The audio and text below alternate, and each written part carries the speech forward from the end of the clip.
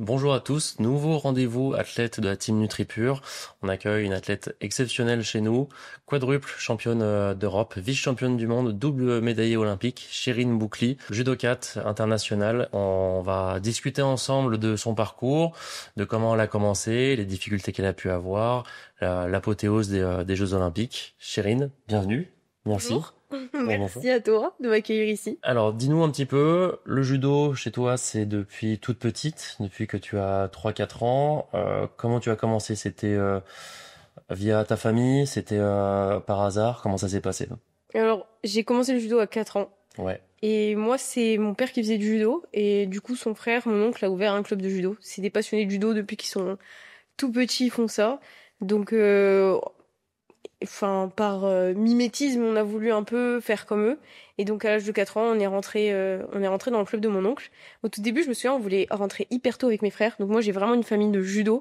Et à l'âge de 3 ans, je voulais déjà aller sur le tapis, mais j'étais trop petite. Du coup, je me souviens, pour nous faire patienter, ils nous avaient offert un kimono. Il s'est dit, voilà, un petit cadeau, le temps que... Et à 4 ans, j'ai commencé. Bon, à 4 ans, on fait pas vraiment du judo, hein. C'est vraiment du baby judo. On apprend à chuter. On apprend aussi le contact avec les autres et c'est beaucoup de jeux. Et moi, j'aimais beaucoup, franchement. J'étais passionnée dès mon plus jeune âge. Et c'est comme ça que j'ai commencé cette discipline. Et petit à petit, ben, il y a cet esprit compétitif qui est arrivé. Et j'ai assez tôt, ben, le plus tôt possible, fait de la compétition quand je pouvais. Même si c'était des petites compétitions, pas grand-chose. Mais j'aimais trop ça et j'aimais plus la compète que l'entraînement. Et après, ben, j'ai petit à petit intégré des structures de haut niveau. C'était vraiment pas prévu dans mon programme quand c'est j'étais vrai? plus jeune. Dans ma tête, je voulais vraiment juste être meilleure que mon père. Tu vois, je voulais C'est faire du l'objectif. judo. L'objectif, c'était d'être plus forte que lui, d'avoir faire des trucs trop bien et de le rendre fier. À chaque compétition, je me souviens, des fois, je faisais des petits challenges avec lui, ou si je gagnais, bah, je pouvais gagner quelque chose, etc. Ma mère, elle était pas trop au courant parce que bon, elle était pas pour. Mais Ouais. du coup, avec mon père, c'était ça. On avait vraiment ce lien. Et par la suite, en fait, je vivais vraiment le moment présent. Je me projetais pas, en fait, tu vois. J'étais pas en mode, ben, potentiellement, je peux être championne du monde, championne olympique. Quand t'es petit, tu connais pas ça. En plus, moi, je viens d'un tout petit village, Dans le Gard, dans c'est le ça? Gard. Mhm. Donc, je connaissais rien du tout, à part, ben, ça, ou, ben, les petites affiches où il y a marqué, genre, Teddy Riner, champion et tout. Mais moi, c'était un monde parallèle au mien, quoi. Je savais pas comment on allait là-bas. Mais je voulais être potentiellement comme ça, mais j'avais pas le pont pour y aller. Et donc, je vivais vraiment le moment présent à fond. Et step by step, ben, j'avais du talent. Du coup, ben, mon oncle, il m'entraînait beaucoup. Il me faisait vraiment beaucoup travailler parce il voyait mon potentiel.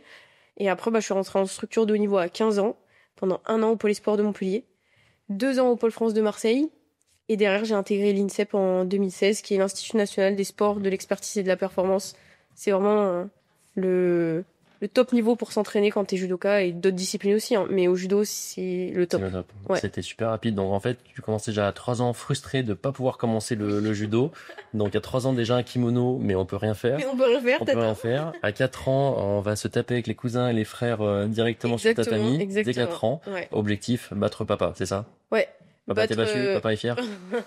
Alors, bon, je le bats pas au judo, mais sur les performances, c'est battu et c'est fier, ouais. Trop bien. Ouais, c'est bien. Comment tu passes justement d'un petit village du Gard à bouger jusqu'à l'INSEP? Est-ce que à ce moment-là, t'as pas certaines peurs ou est-ce que t'as toujours dit il y a pas de souci, je monte à l'INSEP et je continue ou est-ce qu'à un moment il y a eu des doutes de dire bah je préfère peut-être rester dans ma structure ou c'était Hmm. très clair dès le début? Ben, le plus difficile, je pense, c'est la première structure de haut niveau, parce que c'est le premier vrai départ, on va dire, où tu pars bah, de chez tes parents, même si tu rentres le week-end, tu pars en internat. On connaît pas trop ça. Moi, je suis la première de la famille. Enfin, du coup, je suis la plus grande de l'aînée à la maison et je suis la seule fille. Et pareil, en fait, j'ai quasi que des cousins, donc j'étais un peu la seule fille de la famille qui faisait partie des plus grandes. Donc c'était un peu délicat de faire ça alors que personne n'avait jamais fait.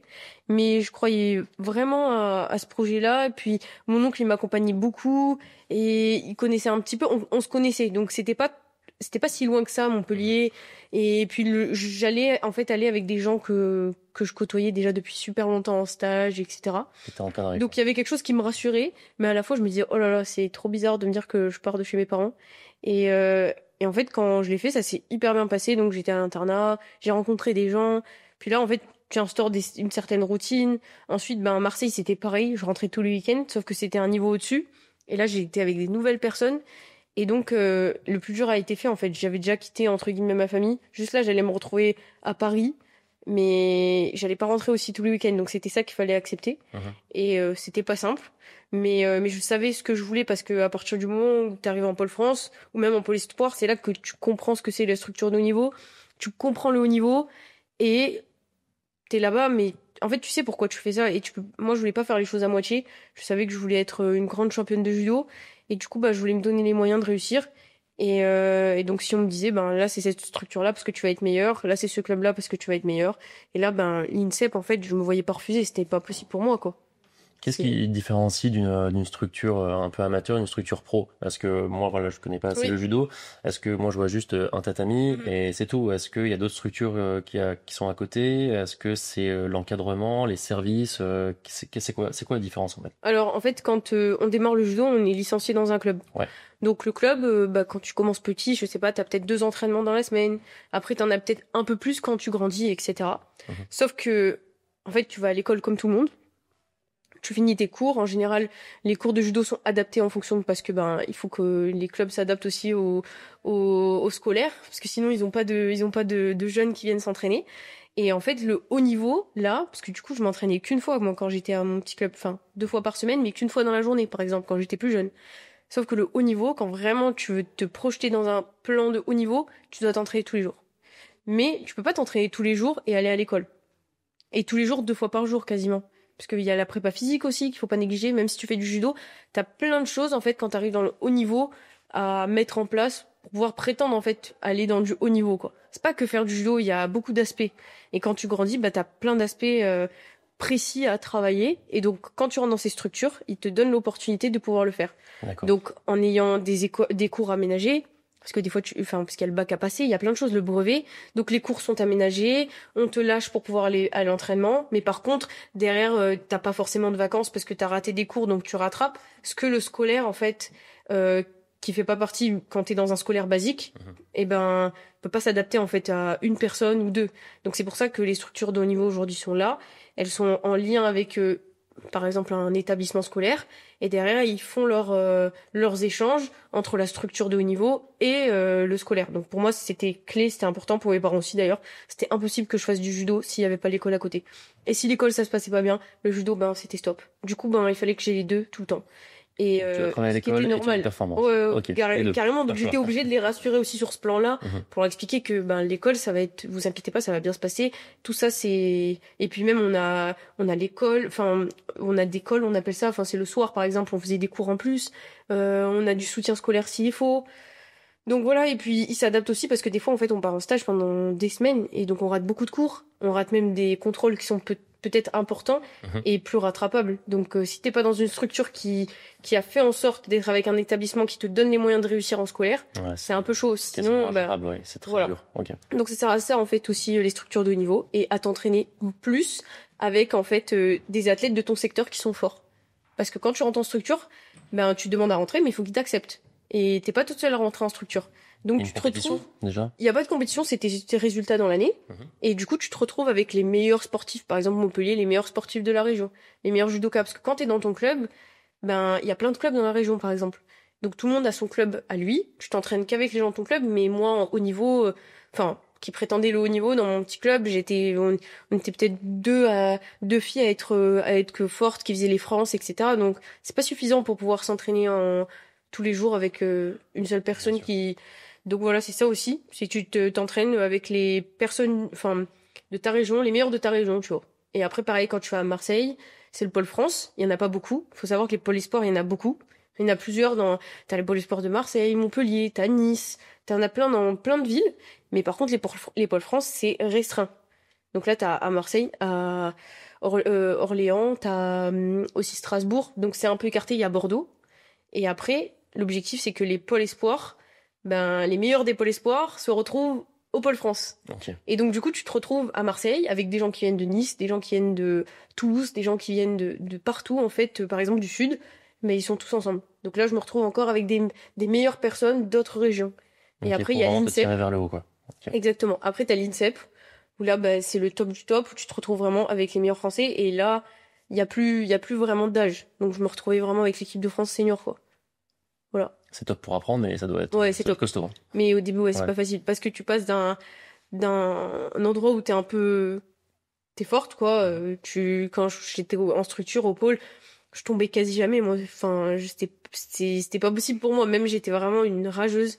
Je pouvais même tomber à l'entraînement, ça m'énervait, mais je tombais jamais. Donc, me pas faire tomber, déjà, ça m'énervait. Pour te dire. Alors, quand je suis arrivée à l'INSEP, je me faisais vraiment marave. Et là, c'était difficile à Psychologiquement, encaisser. il y a Ouais, ouais. comment tu gères ça en fait? Il y a une période où tu dois accepter la chose, ou est-ce que par exemple, ton Ben, oncle et ton père par exemple ils ouais. t'ont aidé là-dessus? Ben, mon oncle, du coup, il m'a aidé, mais j'ai dû changer de club. Donc après, moi, je suis toujours en lien quand même avec mon oncle, parce que quand tu rentres à Paris, enfin, quand tu vas à Paris, dans une grosse structure de haut niveau, il faut que tu aies un club de haut niveau. Parce que, ben, il faut que le club t'aide à t'emmener, par exemple, en compétition internationale, te suive aussi sur l'INSEP, parce que du coup, les entraîneurs de club sont aussi en région parisienne, et t'as aussi des entraînements club. Donc, je pouvais pas, en fait, rester dans mon petit club, avec mon oncle dans le sud, et pas faire d'entraînement technique avec lui, ou qu'il soit pas en train de me regarder à l'entraînement pour savoir, pour me corriger. Donc, j'étais obligée de changer. C'est que à ce moment-là que j'ai changé, pour intégrer mon club. Et de là, en fait, ce qui s'est passé, c'est que quand je suis rentrée à l'INSEP aussi, je suis rentrée mineure. J'étais dans le bâtiment mineur, en chambre seule. Et en plus, je passais le bac. J'étais en bac S. Donc là, c'était un peu l'année un peu cata, parce que du coup, j'avais cours genre à 7h45. Après, je sortais des cours à 10h pour aller en prépa physique. C'était hyper dur.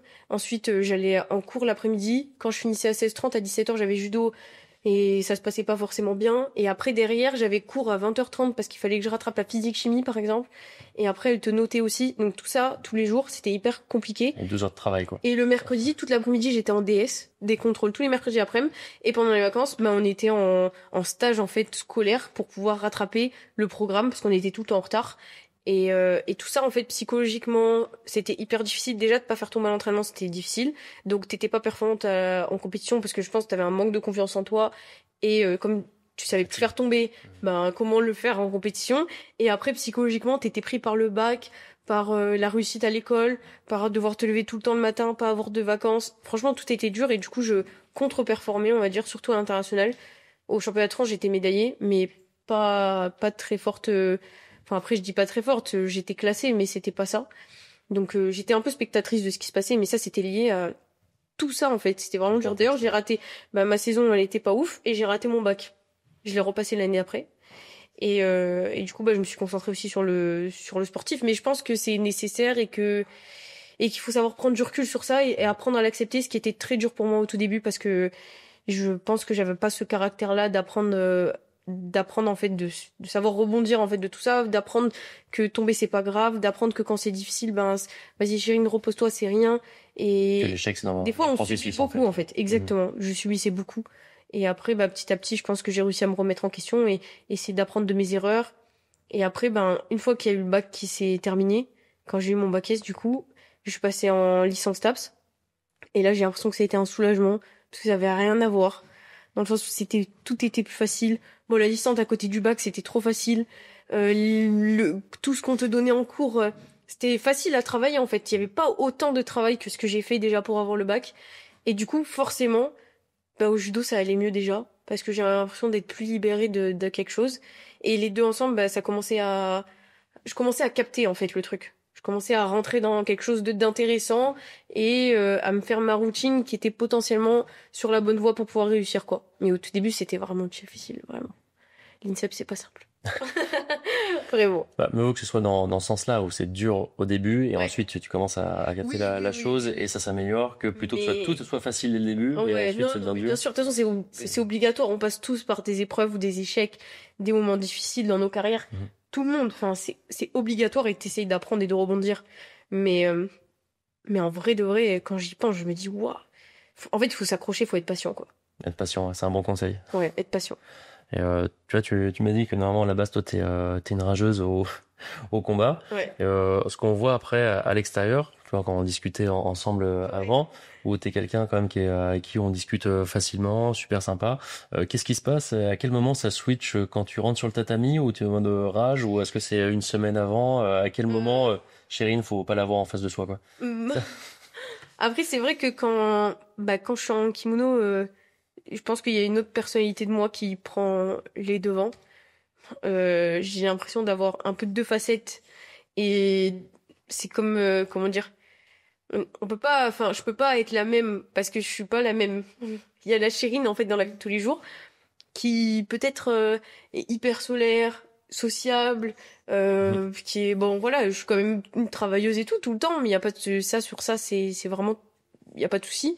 Et après il y a la Chérine au judo qui est hyper si je parle de compétition, moi je suis hyper j'aime bien tout ce qui est l'agressivité, tout ça, moi c'est un truc qui m'anime, j'aime C'est un bien sport de combat, après tout. ouais, j'aime bien un peu être méchante en fait. Tu vois, j'aime bien me montrer, enfin faire peur, tu vois, j'aime bien avoir Avoir ce le dessus, truc-là. Ouais, vraiment et ne pas tomber, faire tomber. ah oui, clairement, et j'aime bien, tu vois, c'est ça en fait, c'est ce truc-là. Mais quand je suis sur le tapis en kimono, vraiment, je suis différente. J'ai peut-être l'apparence froide, mais parce que je suis concentrée, j'ai hyper confiance dans ce que je fais. Peut-être dans la vie aujourd'hui, j'ai pas encore trop confiance en moi dans la vie de tous les jours parce qu'il y a tellement de trucs qui rentrent en jeu. Mais quand t'es dans ton domaine, donc le judo, bah là j'ai l'impression que même s'il y a plein de choses autour de moi, bah, je les manage.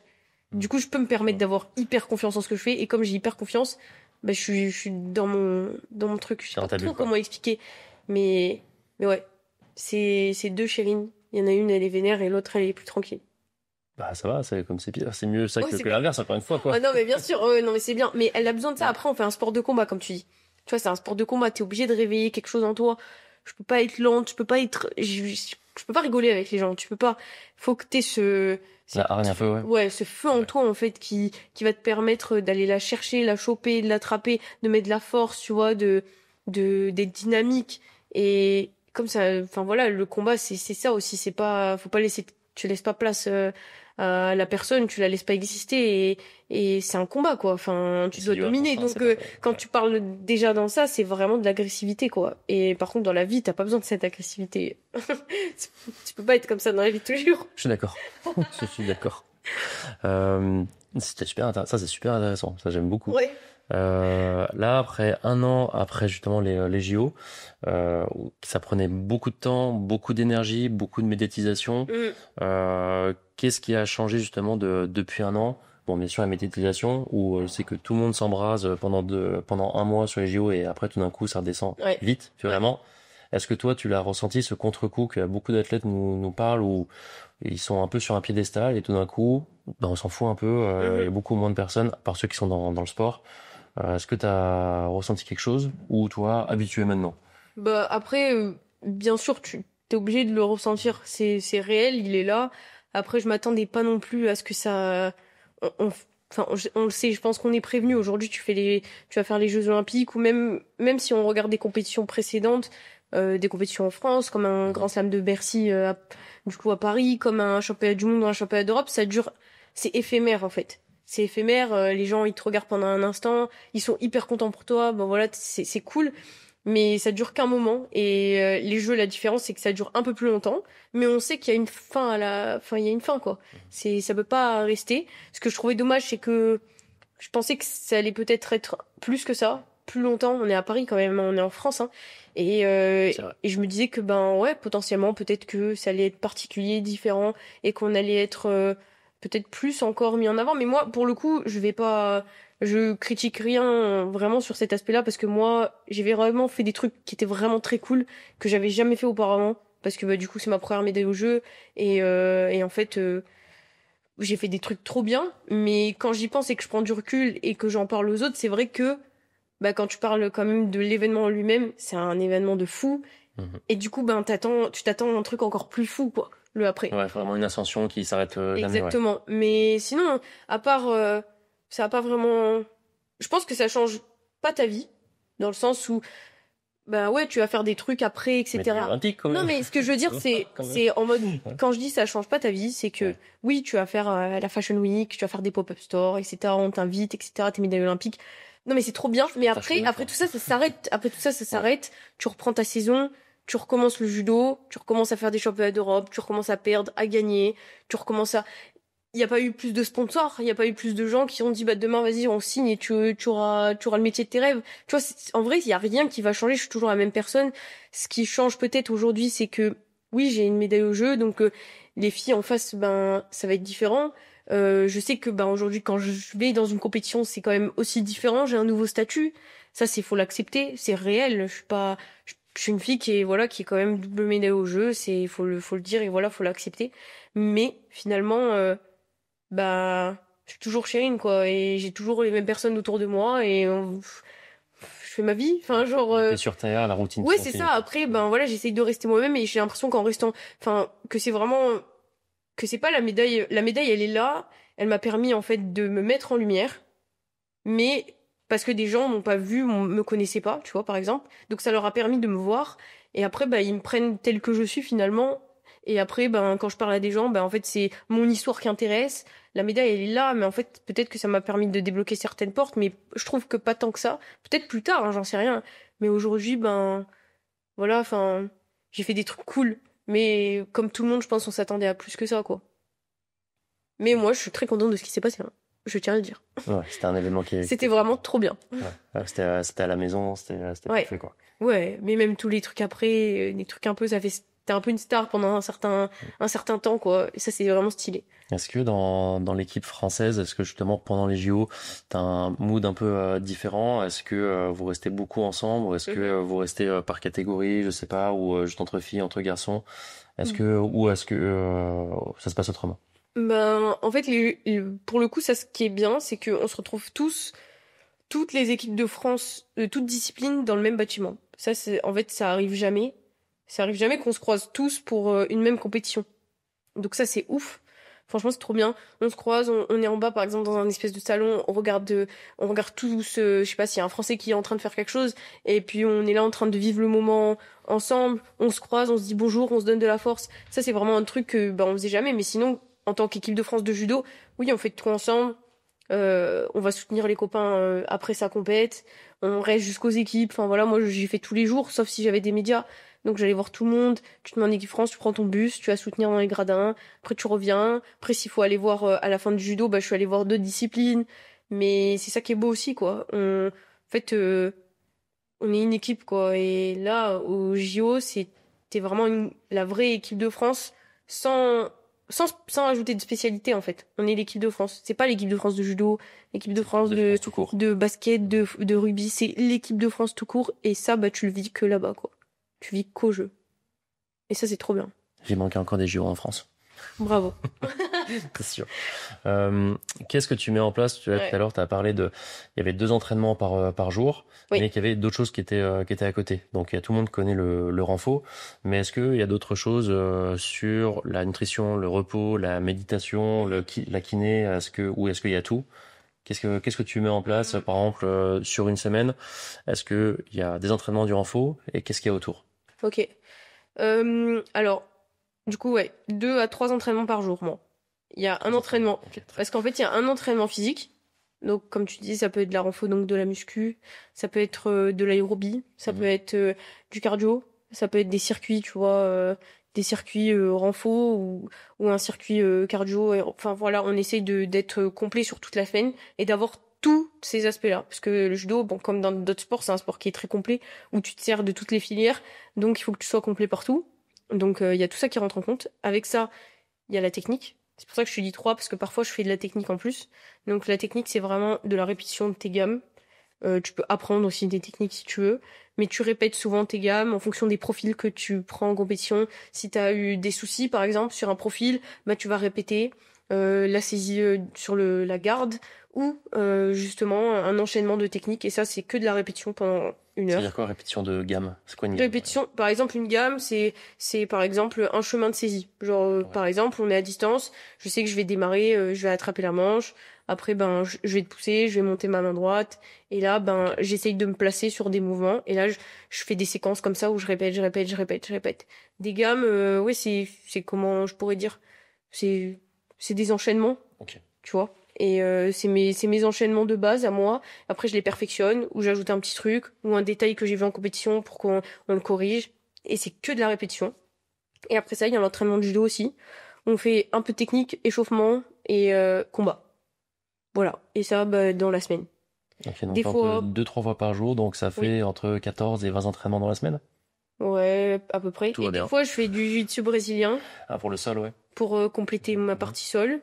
Et le samedi, normalement, je suis tout le temps en repos. Et des fois, je m'entraîne une fois le dimanche. Ok, un Pour entraînement pouvoir... récup, quoi. C'est ça? Soit c'est de la récup, soit c'est de la technique. Ok, Des fois, ça peut être la technique technique. qui revient. Ouais. Ok, Je fais beaucoup de technique, moi. Vraiment beaucoup. vraiment beaucoup de répétitions de gamme, donc. Oui, beaucoup. Et après ça, du coup, des fois, il y a la partie kiné qui peut rentrer Mhm. en fonction de comment, je sais pas, moi par exemple, j'avais quelques petits soucis au genou, donc j'allais faire de la renfo un petit peu pour mon genou au kiné, tout simplement des petits exos. Je sais que j'avais des petits soucis aux épaules aussi. Souvent, les judokas, c'est pas trop full aux épaules, donc on essaie de renforcer tout ça. Et ça, ça peut rentrer dedans aussi le kiné. Et après la partie nutrition, on est suivi qui veut par la nutritionniste en fait justement du judo. Après il y a l'INSEP aussi. C'est pour ça que l'INSEP c'est un beau cadre. T'as vraiment tout, À disposition. tout. Mhm. Et donc sur la partie nutrition c'est plutôt pendant les préparations de compète que là je suis vachement en contact avec elle pour essayer de voir où j'en suis dans la perte de poids. Là par exemple qu'est-ce que je dois prendre à ce moment-là parce que là je pars en stage. Qu'est-ce que je dois pas oublier. Enfin tous les trucs comme ça. Et voilà. Donc ça c'est les plus gros trucs je pense. Tu m'avais demandé quoi d'autre? Ouais. C'était une question ouverte, donc Ouais c'est bon. c'est bien. Sur la partie compléments, Ouais. très souvent on sait que il y a une grande peur des compléments alimentaires. Mhm. Parce qu'on dit complément égale dopage. Toi, comment t'as abordé ça, la gestion des compléments alimentaires, selon les besoins? Moi, alors, franchement, déjà, pour mettre dans le contexte, nous, on fait souvent des prises de sang. Déjà, avec Combien de fois? notre médecin. Moi, avant les jeux, je faisais tous les 3 mois des prises de sang pour savoir si j'avais des carences. Sérieux? Et en fonction des carences, du coup, là, j'adaptais un petit peu mes compléments. Et je me souviens, il y a une spécialiste même qu'on avait vue qui m'avait fait faire encore plein d'autres tests. Et du coup, parfois, elle me disait, là, regarde, par exemple, les vitamines, t'as plus du tout besoin, donc tu peux stopper. Tu vois, c'est des trucs que tu Mhm. vois pas forcément à une prise de sang classique. Et après, le fer, moi, par exemple, j'étais souvent en carence, donc je faisais ma cure de fer. Si je voyais qu'il y avait pas de souci sur d'autres choses, pas nécessaire de prendre, parce que je voulais pas prendre des compléments pour prendre des compléments. Mais par contre, il y a des moments où tu sais que tu vas devoir les prendre.